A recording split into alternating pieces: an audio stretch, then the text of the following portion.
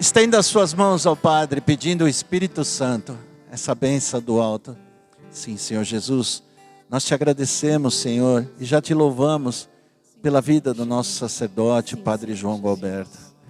Obrigado, Senhor, envia o teu Espírito Santo sobre esse teu filho, Senhor, para que nessa noite ele traga a tua palavra, Senhor, para nós. Vem, Espírito Santo.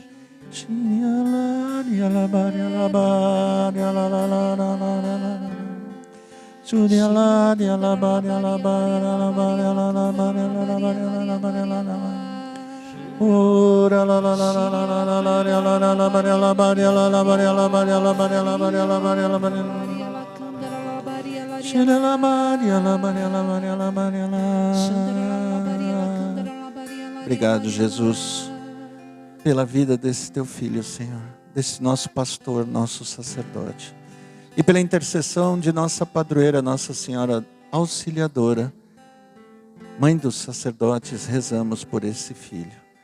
Ave Maria, cheia de graça, o Senhor é convosco, e bendita sois vós entre as mulheres, e bendito é o fruto do vosso ventre, Jesus. Santa Maria, Mãe de Deus, rogai por nós, pecadores, agora e na hora de nossa morte. Amém. Acho que o microfone está.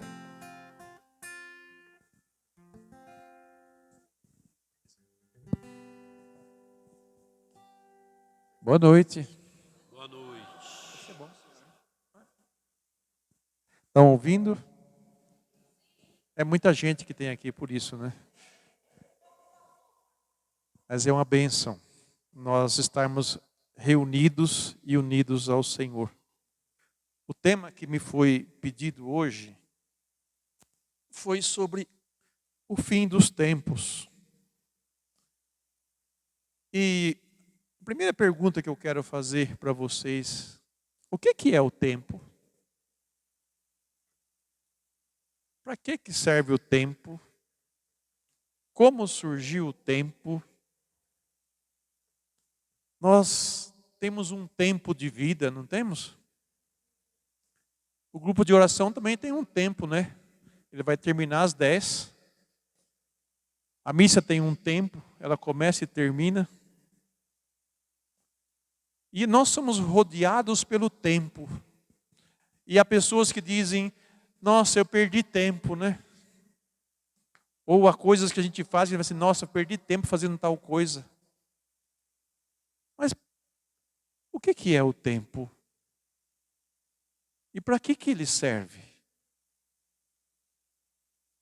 O homem tem um desejo grande de não morrer. Ele tem um desejo grande de vida, mas ele fica triste quando ele vê que o tempo dele terminou. E para isso eu vou recorrer à mitologia grega para dizer sobre um deus grego da mitologia chamado Cronos. Ele era o deus do tempo. Ele era representado por uma foice na mão, que quando ele aparecia era o terror, porque acabou o tempo. E vocês têm essa imagem na cabeça da morte, não tem? A morte, que a foicinha na mão, quando ela aparece, significa que o seu tempo acabou. E vocês vão lembrar também que Jesus usa nas parábolas, né, no fim dos tempos, a colheita, né, quando Deus vai recolher o trigo, né, vai jogar a lança, vai ceifar o trigo e recolher para o celeiro, colher os cachos da uva. Acabou aquele tempo.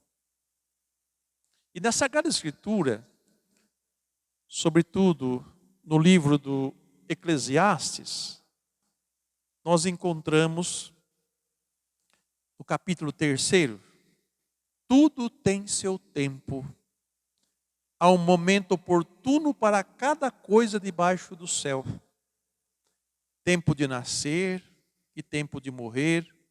Tempo de plantar e tempo de arrancar o que plantou. Tempo de matar e tempo de curar. Tempo de destruir e tempo de construir. Tempo de chorar e tempo de rir. Tempo de lamentar e tempo de dançar. Tempo de espalhar pedras e tempo de as juntar. Tempo de abraçar e tempo de se afastar dos abraços. Tempo de procurar e tempo de perder. Tempo de guardar e tempo de jogar fora. Tempo de rasgar e tempo de costurar. Tempo de calar e tempo de falar. Tempo do amor e tempo do ódio. Tempo da guerra e tempo da paz. Que proveito tira o trabalho, que proveito tira o trabalhador do seu esforço? Ele vai dizer: observei a tarefa que Deus impôs aos humanos para que nela se ocupassem. As coisas que ele fez são todas boas a seu tempo. Tudo que Deus fez é bom ao seu tempo. E o tempo de vida que você tem é o tempo bom que Deus deu para você. Para você fazer bom uso desse tempo. Assim como cada coisa tem o seu tempo, a nossa vida também tem um tempo. O tempo de dormir, o tempo de trabalhar, o tempo de descansar. É o tempo de conversar com os amigos, o tempo de vir ao grupo de oração, o tempo de ir à missa. Tudo isso é bom e nós podemos tirar bom proveito dessas coisas. Por isso, quem prepara bem para viver cada momento, o vive em plenitude. E ele continua. Além disso, entregou o mundo ao coração deles. No entanto, o ser humano jamais chega a conhecer o princípio e o fim da ação que Deus realiza. Nós não sabemos. Nós contamos com a graça de Deus, mas não sabemos quanto tempo. Mas o que nós precisamos saber é que o tempo que nós temos é o tempo de nós aproveitarmos o máximo possível, para não perdermos tempo, né? Para não deixarmos de tornar aquele momento um momento bem ocupado. Pois todo aquele que come e bebe e vê o fruto do seu trabalho, isso é dom de Deus. Aprendi que tudo o que Deus faz é para sempre.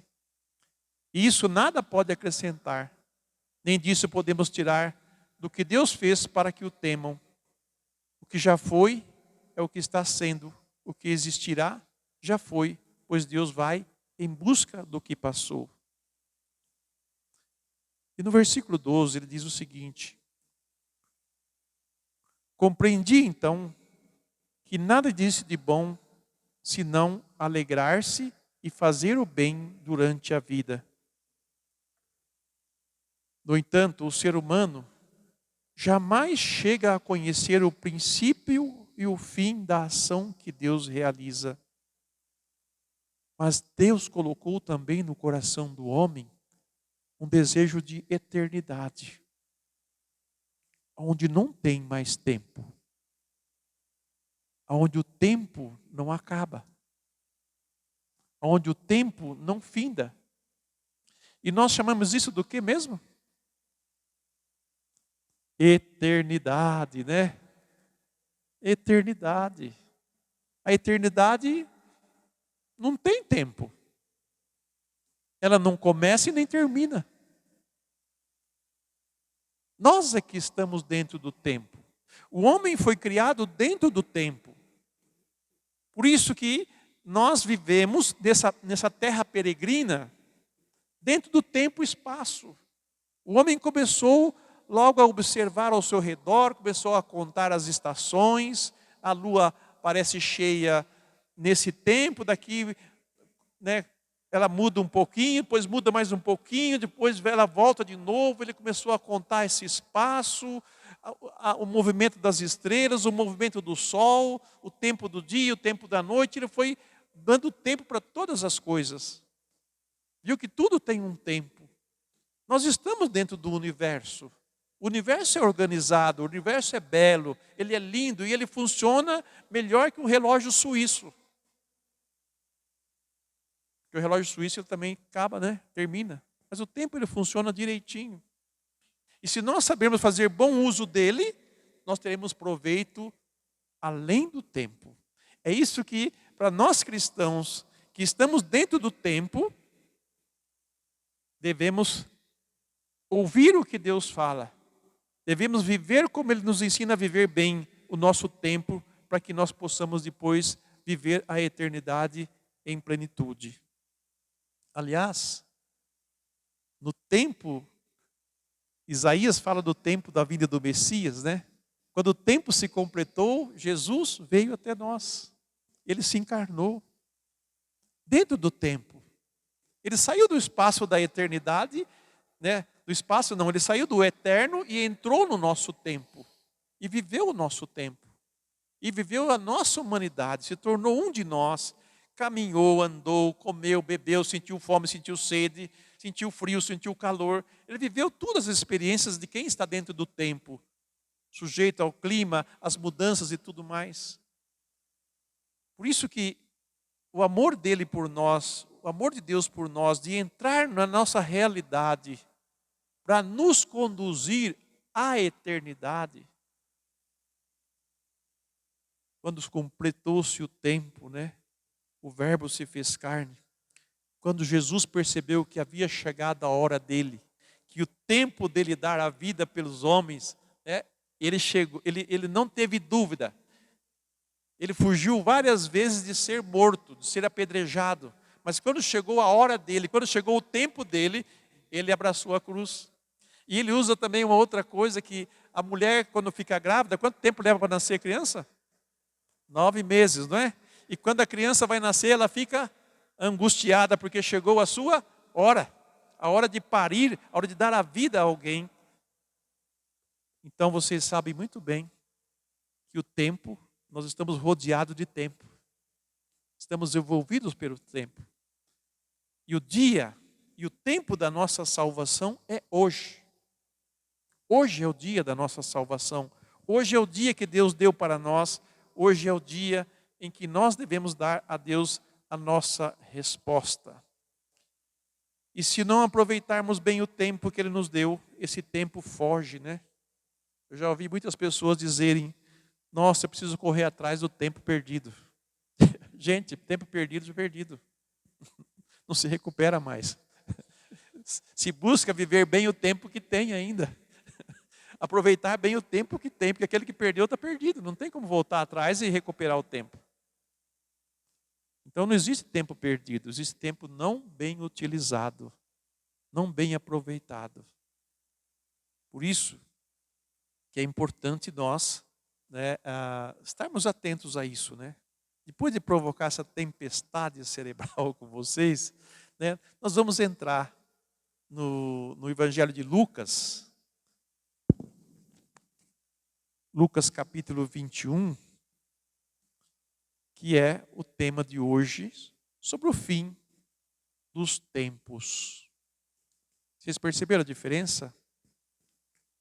Há muitos tempos, né? Tempo, tempos. Para quem estudou português, tempos são vários tempos, né? A humanidade já passou por vários tempos, né? Tempo a era da pedra, a era do gelo, a era do ferro, né? A idade do ferro, a idade do cigarro. Tudo aquilo terminou, né? O mundo inteiro, né? Naquele tempo, tanto que nós vamos ler o Evangelho, fazendo naquele tempo Jesus disse, né? Naquela realidade. E nós estamos nesse tempo. E esse tempo um dia vai acabar também. A vinda de Jesus, ela vai se dar no fim de todos os tempos.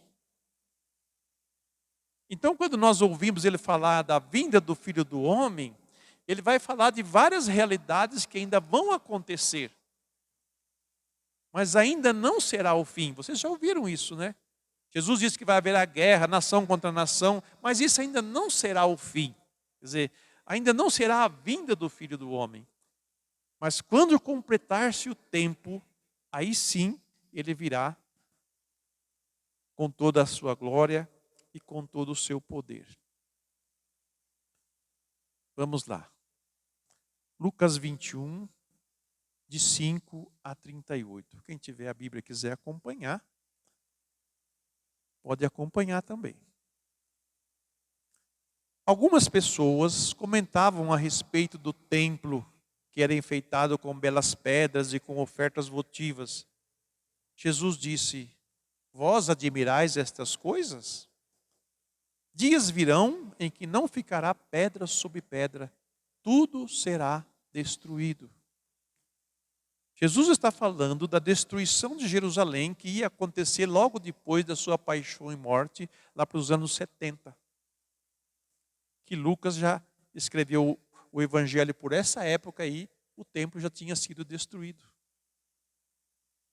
Mas eles perguntaram: mestre, quando será e qual o sinal de que isso está para acontecer?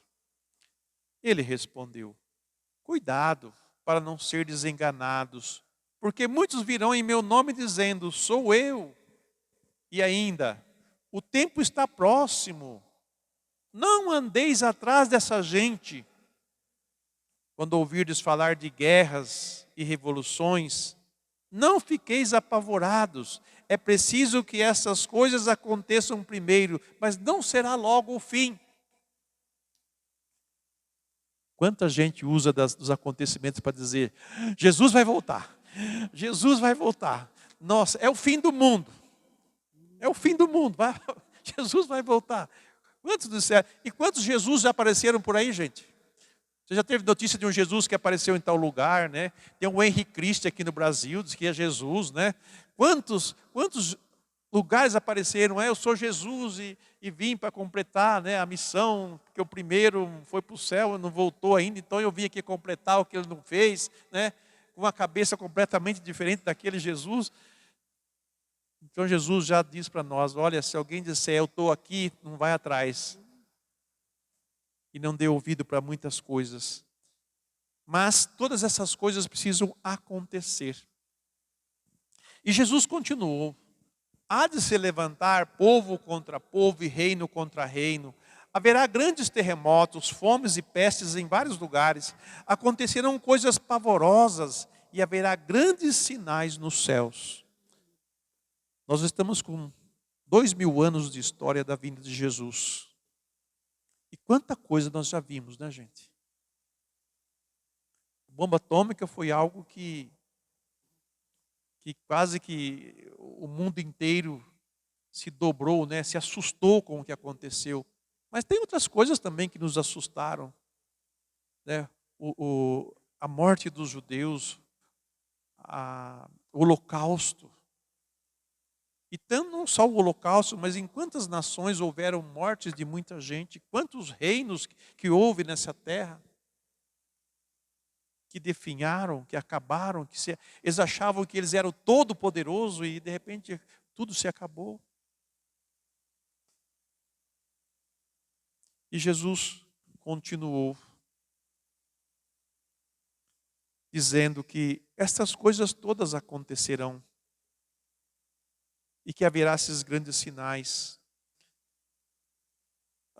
Antes de tudo isso, porém, ele vai dizer: antes de todas essas coisas acontecerem, sereis presos e perseguidos, sereis entregues às sinagogas e jogados na prisão, sereis levados diante de reis e governadores por causa do meu nome. Desses 2000 anos, quantos cristãos vocês acham que já morreram perseguidos?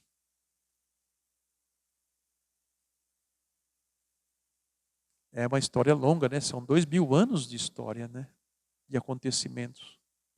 Quantos mártires, aqueles que morreram por causa de Cristo, quantos foram presos? Quantos foram torturados, degolados, queimados, assados no fogo, já no primeiro século? Vocês acham que o cristianismo lá no primeiro século lá era o bambambam da coisa? Eles eram perseguidos. E foi perseguida a igreja desses 2000 anos. E agora não é diferente, no tempo que nós estamos vivendo não é diferente. Por isso não se assuste, ao contrário. Permaneça firme. E ele vai dizer: quando vocês forem entregues e presos, né, sereis entregues nas sinagogas e jogados na prisão, sereis levados diante de reis e governadores por causa do meu nome. será uma ocasião para dar esse testemunho. Determinai, olha só que ele fala assim, determinai, põe na sua cabeça, não prepara a sua defesa, não prepare a vossa defesa, porque eu vos darei palavras tão acertadas que nenhum dos inimigos o poderá resistir ou rebater. Se vocês já leram a história de santos que foram levados à presença de governador, de reis, leia a história de um santo. Eu não lembro nenhum agora para dizer para vocês que foi levado na presença do rei e teve uma resposta de sabedoria, que deixou o rei desconcertado. Mas a maioria dos que são levados diante do juiz ficam desconcertados, porque não tem como contradizer essa sabedoria que Deus dá na hora.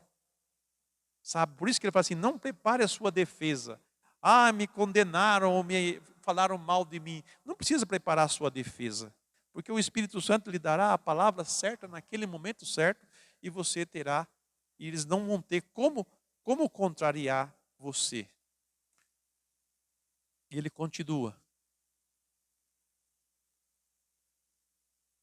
Alguns de vós matarão. Serei odiados por todos por causa do meu nome, mas nenhum só fio de cabelo cairá da vossa cabeça. É pela vossa perseverança que conseguireis salvar a vossa vida. É pela vossa perseverança que conseguireis salvar a vossa vida. Não desanimar diante das dificuldades. Ao contrário, eu vou dizer para vocês, está sofrendo por alguma situação? Olhe para o crucificado.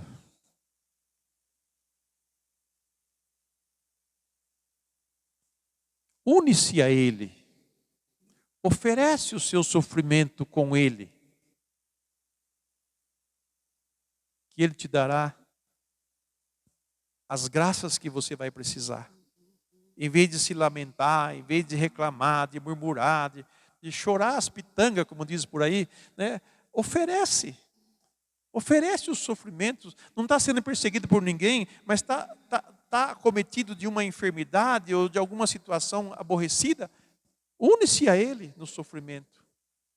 Já que eu não morri na cruz, né? Ele morreu, então eu me junto a Ele, ao sofrimento dele, e torno o meu sofrimento redentor. Muita gente desperdiça sofrimento porque não sabe fazer bom uso dele.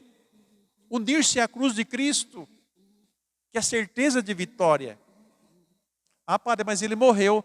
Assim, você vai morrer junto. Mas e depois que ele morreu, o que aconteceu? Ele foi sepultado, mas e depois? O que aconteceu? Ele ressuscitou. E quem pode com ele agora? E se eu ressuscitar com ele, quem pode comigo?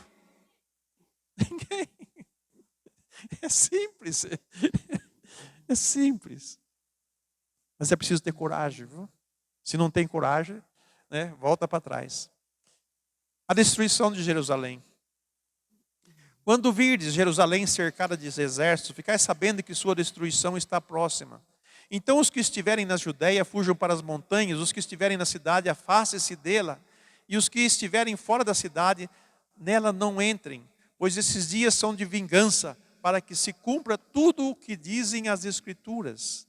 Ai das mulheres grávidas e daquelas que estiverem amamentando naqueles dias, pois haverá grande angústia na terra e ira contra este povo. Serão abatidos pela espada e levados presos para todas as nações, e Jerusalém será pisada pelos pagãos, até que se complete o tempo marcado para eles. Vocês já foram em Jerusalém? Alguém aqui já foi? O templo está lá ou não? E quem está no lugar do templo? Na mesquita. Desde aquele tempo, dos anos 70 que foi destruído, nunca mais foi reconstruído.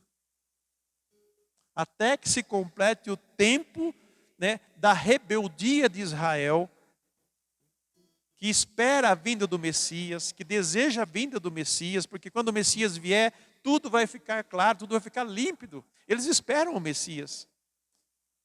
E um dia eu estava lá em Jerusalém, olhando do alto, né, do Gólgota, que você vê a cidade, né, é um morro de um lado, né, onde está o Gólgota, o Santo Sepulcro, chama Morro da Caveira.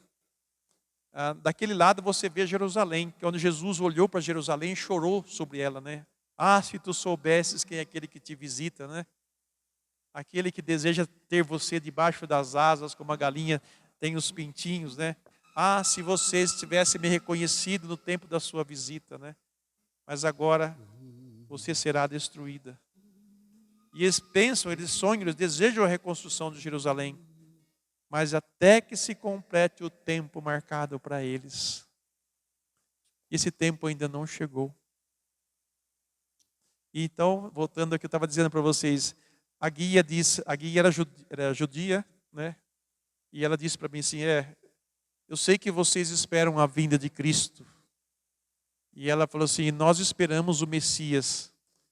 Porque quando ele vier, tudo vai ficar claro. E eu falei assim, é verdade. Tudo vai ficar claro para mim e para você. Que está esperando ele. Vai ficar brilhante, né? E na porta, são várias portas de Jerusalém. E na porta da entrada do Messias, por onde Jesus entrou, né, com o burrinho lá, no domingo de Ramos, o que os pagãos fizeram? Eles construíram um cemitério na entrada da porta, né? Da entrada do Messias, a porta do Messias, né? E ela falou isso para nós, assim, então, eles puseram o cemitério lá porque não se passa num cemitério porque se contamina, né? O judeu tem isso, né? Não se toca no defunto para não se contaminar. Então o Messias não vai passar. Eu falei assim, bobinha, né? Ele não precisa pisar em cima, ele passa por cima. Ele não vai vir montado no cavalo nem a pé para atravessar aqui, né? Ele não precisa disso mais, né? É só para você dar risada, viu, gente? Mas é muito engraçado, mas bonito você também vivenciar esse momento com eles. E aí no versículo 25 nós vamos entrar na vinda do Filho do Homem. Haverá sinais no sol, na lua e nas estrelas. Na terra as nações ficarão angustiadas e apavoradas com o bramido do mar e das ondas. As pessoas vão desmaiar de medo só em pensar no que vai acontecer ao mundo, porque as potências celestes serão abaladas. Então verão o Filho do Homem vindo numa nuvem com grande poder e glória. Quando estas coisas começarem a acontecer, levantai-vos, erguei a cabeça, porque a vossa libertação está próxima. É com essa expectativa que nós esperamos a vinda de Jesus. É com esse desejo. Já nos primeiros séculos, a comunidade cristã já tinha a expectativa de que o Messias viesse. São Paulo teve que dar uma bronca na comunidade dos irmãos lá, que uns falaram assim, mas já que Jesus vai voltar logo, então eu não vou trabalhar mais não, vamos ficar aqui numa boa, esperar que ele chegue, né? E ele vai dizer, não, vamos trabalhar sim. Até ele diz aquela frase, né? Só tem direito a comer quem trabalha, né? Colocou essa regra na comunidade. Só come quem trabalha. E aí botou o pessoal para trabalhar. Vamos trabalhar, gente. E permanecer firme na fidelidade a Deus até que Ele venha.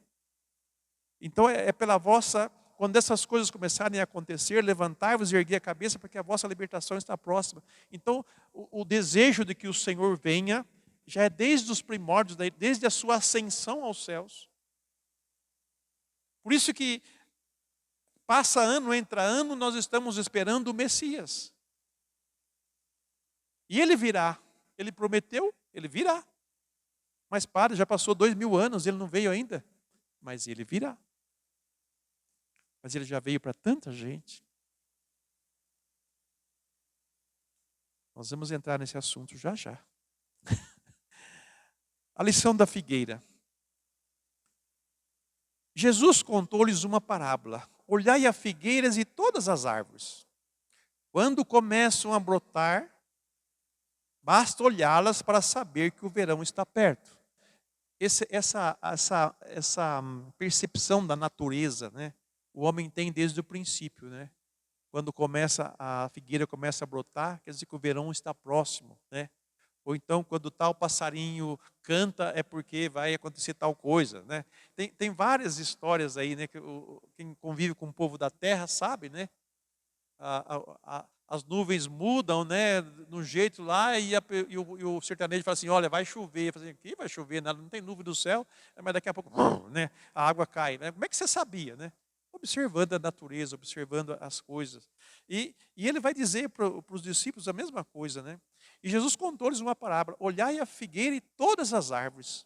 Quando começam a brotar, basta olhar para saber que o verão está perto. Vós, do mesmo modo, quando virdes acontecer estas coisas, ficais sabendo que o reino de Deus está perto. Em verdade vos digo, esta geração não passará antes que tudo aconteça. O céu e a terra passarão, mas as minhas palavras não passarão. Tudo tem o seu fim, tem o seu final. E nós sabemos que Jesus virá no fim, quando tudo estiver concluído, quando os tempos todos estiverem extinguidos. E o sinal, nós vamos saber. Lembra que ele fala assim, quando o Filho do Homem vier, né? Alguns vão dizer, ele está aqui, ele está ali. Não vão atrás, porque quando o Filho do Homem voltar, todo mundo vai saber. Vai ser uma revelação. Sabe, como que se nós não enxergamos o invisível, de repente o invisível se torna visível para todo mundo, em todos os lugares. Assim será a vinda do Senhor. E o desejo dele é que todos nós estejamos atentos, né? As guerras vão acontecer, as brigas vão acontecer, as revoluções vão acontecer, fenômenos terríveis vão acontecer, mas tudo isso precisa acontecer, mas ainda não será o fim. Mas quando ele vier, o universo todo vai ser abalado. A terra vai ser abalada. Quando ele fala do bramido do mar, né? As potências celestes serão abaladas. O céu e a terra se tremem na presença do Senhor. Então nós percebendo isso como a figueira, né? Que quando começa a soltar broto já vem o verão. Quando nós percebemos essas coisas, levantamos a cabeça porque o Senhor está próximo. A igreja tem um ensinamento aos seus filhos sobre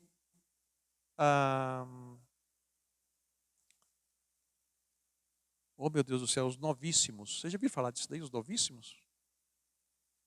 Está no catecismo. O que é os novíssimos? Os novíssimos é morte, juízo, inferno ou paraíso. Esses dias nós ouvimos nas leituras da missa, Jesus falar, um será tirado, o outro será deixado, né? O Filho do Homem veio e buscou. Agora vocês ligam um pouquinho com a figura da morte, né? Terminou o tempo daquela pessoa, Jesus veio e buscou ela. Jesus veio para ela.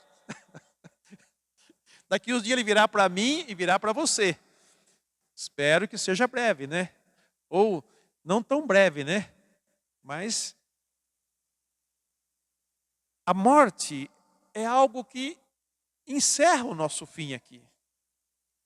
E na morte, veja pessoal, na morte, quando a pessoa morre, ela já se vê diante do juiz, ela já se vê diante de Deus. E ali diante de Jesus, diante de Deus, é feito o seu julgamento. E feito o seu julgamento, é declarado a sua salvação ou a sua condenação. Então esses são os novíssimos que todos nós cristãos devemos pensar. Devemos sempre pensar no dia da nossa morte, do dia do nosso encontro com Jesus. Nós vamos terminar o tempo, né? O tempo nosso vai terminar. E quando ele terminar, nós vamos nos apresentar diante do juiz. E o que eu vou apresentar para ele? A minha vida, a minha história, as opções que eu fiz, o meu empenho, a minha dedicação, porque o tempo que Ele me deu foi toda a minha vida. E se eu ouvir o anúncio do Evangelho com 1 ano, com 2 anos, com 10, com 20 ou com 50, eu preciso dar uma resposta a esse Evangelho. Eu preciso dar resposta à vida. Mesmo aqueles que não quiseram ouvir Jesus, não quiseram ouvir nada dele, vão se apresentar da mesma forma diante desse mesmo juiz. E ali será dado a ele a sentença. Por isso, pensar na morte, pensar no nosso fim, né, faz com que a gente se prepare melhor para esse dia. Se prepare melhor. Você já se preparou para morrer? Começa a fazer isso hoje. Começa a pôr em dia a sua vida. Começa a eliminar aquelas coisas que estão te atrapalhando, seus pecados, seus vícios, né? Suas teimosias, as suas rebeldias, né? Começa a trabalhar, começa a apresentar a Jesus, começa a dizer, Senhor, eu quero o teu reino. Nós queremos o reino de Jesus, mas não queremos nenhum esforço, né? Queremos que tudo venha assim, né? De berço esplêndido, né? Sem dificuldade, sem sofrimento, sem renúncia, sem nada dessas coisas. Quanta gente sonha com Jesus assim? Ó, Jesus, eu estou com dor de estômago, vem aqui, Senhor, cura minha dor de estômago. Ele falou, toma um chá de boldo que melhora, né?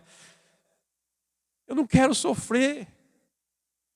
Não que nós somos masoquistas, meus irmãos, pelo amor de Deus, não pense assim. O padre disse que não, nós temos que aceitar o sofrimento, então você não é ser masoquista, não. Se você está feliz, aproveite o tempo da sua felicidade e louva a Deus. Se você está triste, mesmo da sua tristeza, louve a Deus. Se você está doente, né, debilitado ou com alguma situação indigesta no estômago, louve a Deus, que tudo seja para a maior glória dele e para a sua salvação. Isso aqui é aproveitar bem o tempo. Deus quer que nós peçamos as coisas para Ele. Sim, Ele cura muitos, Ele liberta muitos, Ele salva muitos. Porque Ele é Deus, Ele quer a nossa salvação. Mas também tem uma parte que é minha e que é sua.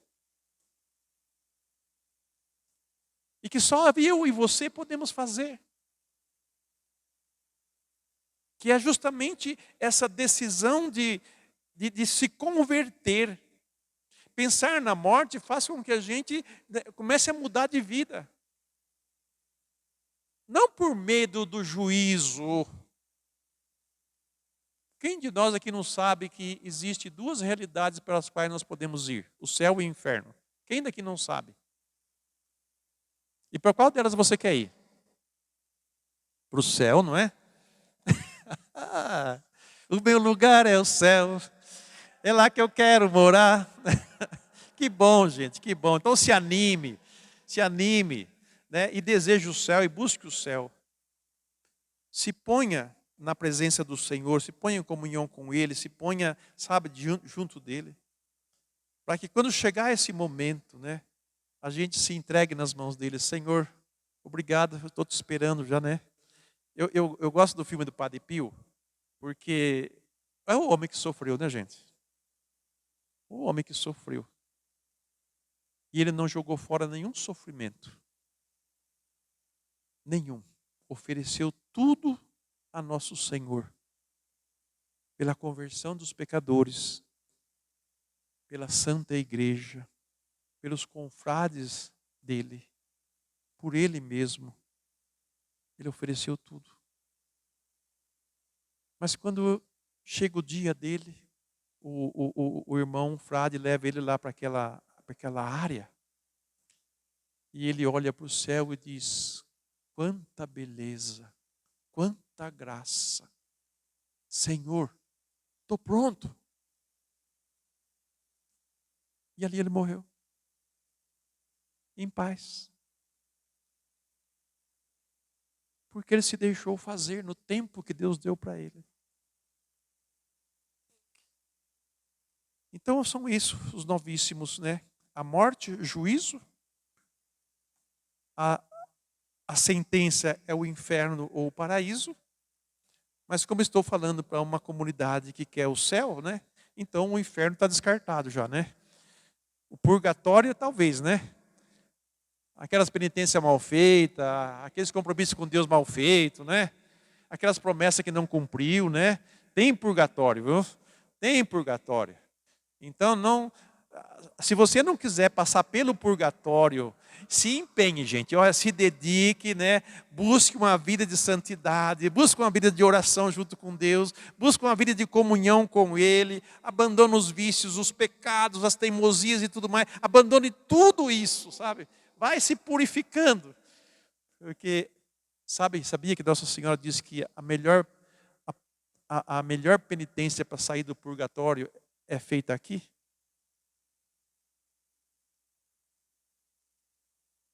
Vai doer menos aqui do que lá, no purgatório. Então, se você não quer ir para o purgatório, faça penitência, né? Busque fazer penitência e oferecer, em reparação dos pecados cometidos contra o Sagrado Coração de Jesus, Imaculado Coração de Maria. E a hora está avançando, né? Mas o que eu queria dizer para vocês é isto. Para que nós, sabendo que o Senhor vem, que o Senhor virá, e a imagem da vinda do Senhor, ela encontra toda no livro do Apocalipse. O livro do Apocalipse é um livro de terror, né? É de fogo, de enxofre para lá. Mas, gente, o livro do Apocalipse é uma liturgia. É a celebração do reinado de Deus. A Jerusalém da terra está lá destruída, mas a Jerusalém do céu está gloriosa. E é para essa Jerusalém que nós vamos. E é essa Jerusalém que no dia da vinda do Senhor vai ser esplendorosa. A igreja está sofrendo hoje, e ela vai sofrer muito ainda. E o catecismo da igreja, só para terminar, nos diz o seguinte, no número 675. Antes da vinda de Cristo, a igreja deverá passar por uma prova final, que abalará a fé de numerosos crentes. A perseguição que acompanha a sua peregrinação na terra porá a descoberto o mistério da iniquidade. Não parece que o inferno todo está na terra? A iniquidade não está prevalecendo, parece que o reino de Deus está perdendo? É engano, gente. É engano. Faz parte da perseguição. Sob a forma de uma impostura religiosa que trará aos homens uma solução aparente para os seus problemas, à custa da apostasia da verdade. O que vale hoje é a mentira. A mentira se tornou verdade. Para o mentiroso. Mas para nós que cremos no Senhor, parece que a olhos vistos as coisas estão degringolando, né? Uma palavra terrível, né? Quer dizer, se desfazendo. À custa da apostasia da verdade. A suprema impostura religiosa é a do anticristo. O anticristo quer destruir o reino de Cristo, quer destruir a igreja, quer destruir os cristãos, quer destruir todos nós. Isto é, de um pseudo-messianismo em que o homem se glorifica a si mesmo, substituindo-se a Deus e o Messias encarnado. O homem se tornou o centro e não mais Jesus. É essa apostasia que nós vivemos. E pouco mais à frente, no número 677 do Catecismo, a igreja não entrará na glória do reino, senão através dessa última Páscoa. Presta atenção nisso. Última Páscoa. O que é Páscoa, gente? Passagem. Em que seguirá o Senhor na sua morte e ressurreição. Nós, como esposa de Cristo, que somos igreja, vamos morrer como Cristo. mas nós vamos ressurgir. Aí está a alegria. Não se desanime. Portanto, o caminho da igreja é de morte e ressurreição, e não de progresso. A esposa do Cordeiro também participará do sacrifício da cruz. Morrerá, mas ressurgirá gloriosa. E então, quando ela ressurgir gloriosa, o Cristo virá junto com ela. E aí você vê todas aquelas figuras do Apocalipse, né? Alguém como filho do homem, né? Ouviu um novo céu, uma nova terra, né? E uma multidão que não podia contar, de homens, mulheres, de todas as raças e nações. A igreja de Cristo vai surgir gloriosa. E o império da iniquidade será arrasado. Por isso não tenham medo, mas ao contrário. Confie em Deus, confie em Jesus. O que Ele prometeu, Ele cumprirá. E como Ele não quer que nenhum de nós se perca, Ele vem ao nosso encontro nos exortando, né? Nos ajudando a rezar, nos ajudando a caminhar na luz de Cristo. É isso que eu tinha hoje para dizer para vocês. Eu não quis entrar muito a fundo, né? Mergulhar em documentos muito teológicos, em coisa muito profunda, mas resolvi falar algo que é próximo de nós, tá bom? Deus abençoe vocês. Bendito seja Deus, Padre. Nós gostaríamos muito de agradecer ao Senhor pelo dom da sua vida, ao Senhor Jesus. Pelo dom da sua vida. Obrigado. Pelo seu sim, pelo seu sacerdócio, pela sua vocação e pela sua palavra profética no meio de nós, sempre uma palavra de vida eterna, né?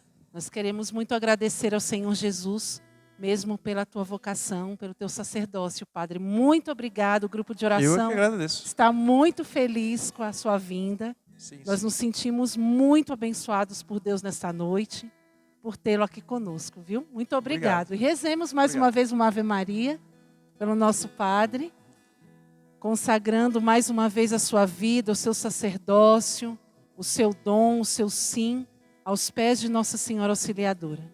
Ave Maria, cheia de graça, o Senhor é convosco. Bendita sois vós entre as mulheres, bendito é o fruto do vosso ventre, Jesus. Santa Maria, Mãe de Deus, rogai por nós, pecadores, agora e na hora de nossa morte. Amém. Muito bem. Obrigado. Por favor. Bênção. Por favor. A nossa proteção está no nome do Senhor, Que fez o céu e a terra.